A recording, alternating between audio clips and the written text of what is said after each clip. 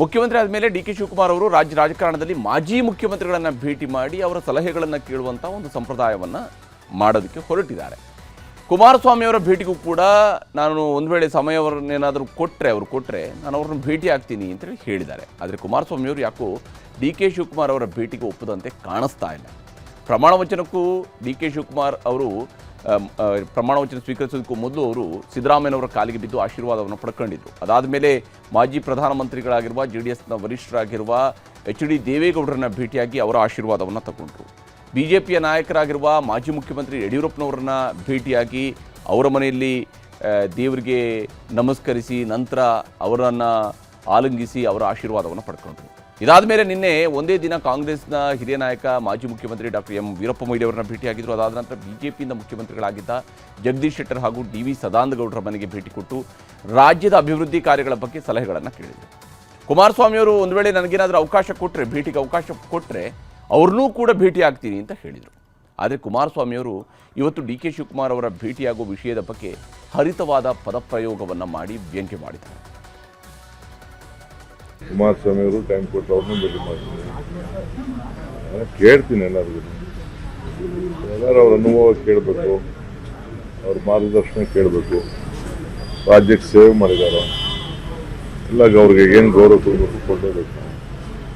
2 ಬಾರಿ ಮುಖ್ಯಮಂತ್ರಿಯಾಗಿ ಹೊರದಿರೋದು ಏನು ಅಂತ ಅಂದರು. ಯಾಕೆಂದರೆ ಎಲ್ಲದಕ್ಕೂ ಸಾಕ್ಷಿ ಗುಡ್ಡೆ ಕೇಳ್ತಾರೆ. ಈಗ ಸಾಕ್ಷಿ ಗುಡ್ಡೆ ನಿರ್ಮಾಣ ಮಾಡ್ತಾರಂತೀಗ. ನಾನು ಸಲಹೆ ಕೊಡೋದೇನೈತೆ ಏನು ಕಿತ್ತ ಇಲ್ವಲ್ಲ, ಅರಿಯ ಕೆಲಸ ಮಾಡಿಲ್ವಲ್ಲ. ನನ್ನ ಹತ್ರ ಬಂದು ಸಲಹೆ ಏನು ತಗೋತಾರೆ?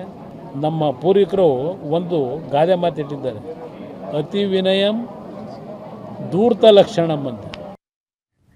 ಹೀಗೆ ಎರಡೂ ಕೈ ಜೋಡಿಸಿ ಕೈ ಮುಗಿದು ನಮಸ್ಕಾರ ಹೇಳಿಬಿಡ್ತಾರೆ. ಸಾಕಪ್ಪ ನಿಮ್ಮ ಸವಾಸ ಅನ್ನೋಂಗೆ ಇತ್ತು ಕುಮಾರಸ್ವಾಮಿಯವರ ಕೈ ಮುಗಿದಿರುವಂತಹ ಶೈಲಿ.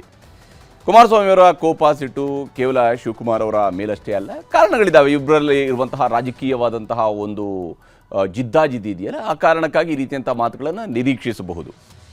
ಇದರ ಜೊತೆಗೆ ಕಾಂಗ್ರೆಸ್ ವಿರುದ್ಧವೂ ಕೂಡ ಅವರು ಆಕ್ರೋಶವನ್ನು ಹೊರಹಾಕಿದ್ದಾರೆ. ಅದರಲ್ಲೂ ಕೂಡ ರಾಜ್ಯಸಭೆಗೆ ದೇವೇಗೌಡರನ್ನ BJPಯವರು ಆಯ್ಕೆ ಮಾಡೋದಕ್ಕೆ ಹೋಗಿಲ್ಲ ಅಂತೇಳಿ ಕಾಂಗ್ರೆಸ್ನವರು ಪೋಸ್ಟ್ ಹಾಕಿದರು. ಅದಾದ ಮೇಲೆ ಮಾತಿನ ಬಾಣಗಳನ್ನು ಬಿಟ್ಟಿದ್ರು. ಇದಕ್ಕೆ ಕುಮಾರಸ್ವಾಮಿಯವರು ಇವತ್ತು ತಿರುಗೇಟು ಕೊಟ್ಟಿದ್ದಾರೆ. ಈಗ ಕಾಂಗ್ರೆಸ್ನವ್ರಿಗೆ ಅನುಕಂಪ ಬಂದಿದೆ. ಈಗ ಬಂದಿದೆ ದೇವೇಗೌಡರ ಬಗ್ಗೆ ಯಾವ್ಯಾವ ಥರ ನಡೆಸ್ಕೊಂಡಿದ್ದಾರೆ.